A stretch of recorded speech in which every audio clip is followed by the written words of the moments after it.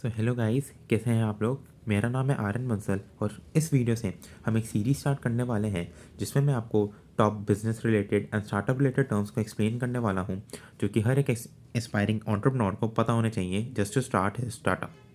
तो जो पहला वर्ड है वो है अल्फ़ा टेस्टिंग।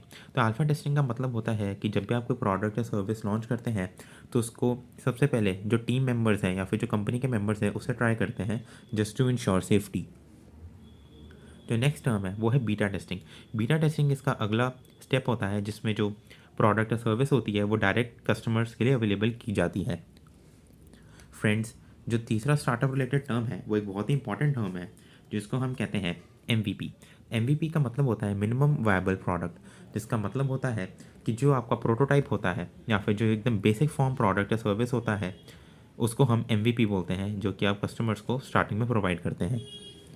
फ्रेंड्स, जो अगला टर्म है वो है इंक्यूबेटर्स। इंक्यूबेटर्स वो सेल्स होते हैं जो कि बेसिकली इंस्टीट्यूट्स या फिर कॉलेजेस में प्रेजेंट होते हैं, जो कि आपके स्टार्टअप आइडिया को रेफरेंस देते हैं, उनको फंडिंग प्रोवाइड कर सकते हैं और या फिर जो भी नॉलेज या एक्सपीरियंस को प्रोवाइड कर सकते हैं थ्रू देयर मेंटर्स और नेटवर्क। उसका मतलब होता है इंक्यूबेटर्स। फ्रेंड्स, जो अगली टर्म है वो है सीड फंड। सीड फंड वो पहला कंपनी को फंड होता है जो कि कोई भी एंजल इन्वेस्टर या फिर कोई भी एक मिनिमम लो HNI आपके अंदर इन्वेस्ट करता है या फिर आपकी कंपनी के प्रोडक्ट या सर्विस में इन्वेस्ट करता है। फ्रेंड्स, जो अगली टर्म है वो है ARPU। इसको हम ARPU भी कहते हैं। ARPU का बेसिक डेफिनेशन होता है एवरेज रेवेन्यू पर यूज़र। तो आपको पर यूज़र क्या रेवेन्यू जनरेट कर पा रहे हो उस यूज़र के थ्रू, उसको हम आरपू कहते हैं।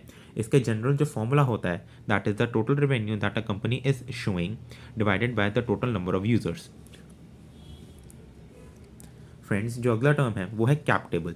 तो कैप टेबल का बेसिक मतलब होता है एक ऐसी टेबल जिसके ऊपर सारे के सारे जो इक्विटी होल्डर्स होते हैं या शेयर होल्डर्स होते हैं कंपनी के, उनके नाम और उनकी परसेंटेजेस लिखी हुई होती हैं just to see a clarity. Friends, जो अगला टर्म है वो एक बहुत इंपॉर्टेंट टर्म है जिसको हम कहते हैं कैक, यानी कि CAC। CAC का बेसिक मतलब होता है कस्टमर एक्विजिशन कॉस्ट, जिसका मतलब होता है कि आपको एक कस्टमर को लाने के लिए कितना अमाउंट खर्च करना पड़ा। That is equals to the total marketing as well as the total sales cost divided by the total number of customers that you are having at present. Friends, जो अगला टर्म है वो है टर्म शीट। टर्म शीट का basic meaning होता है कि जब भी कोई इन्वेस्टर आपकी कंपनी में इन्वेस्ट करने से पहले आपसे कुछ बातें करता है या फिर कुछ आपके टर्म्स को रेक्टिफाई करता है तो वो सारी चीज़ें एक शीट के ऊपर लिखी होती है जिसके ऊपर सारे इन्वेस्टर्स और कंपनी के फाउंडर एंड एम्प्लॉयज़ साइन करते हैं that they are ready to go with the investment. उस चीज़ का मतलब होता है term sheet. And friends, the last but not the least very important term is GTMS। GTMS का मतलब होता है गो टू मार्केट स्ट्रैटेजी। तो अब आपको इंक्यूबेटर्स मिल गए, आपको फंडिंग मिल गई, आपका प्रोडक्ट तैयार है, तो अब आपको क्या तरीका अपनाना पड़ेगा कि आप मार्केट को हिट करें और अपना प्रोडक्ट या सर्विस को अच्छे तरीके से लॉन्च कर पाएँ। उस चीज़ का जो बेसिक मीनिंग होता है वो होता है go to market strategy, GTMS। तो फ्रेंड्स, यही थे कुछ 10 popular and famous startup terms.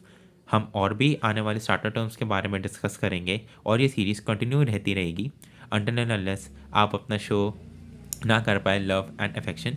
Thank you very much. Myself Aryan.